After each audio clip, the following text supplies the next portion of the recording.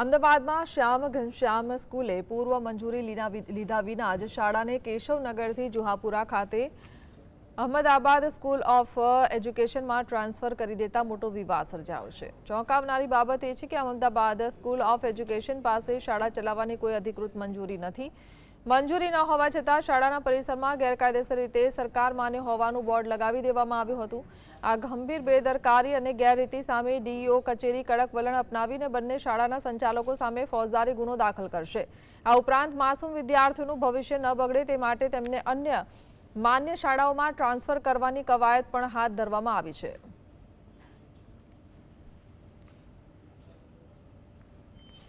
Shyam Ghanshyam school ने तात्कालिक असरथी बंद करवानी कार्यवाही करी।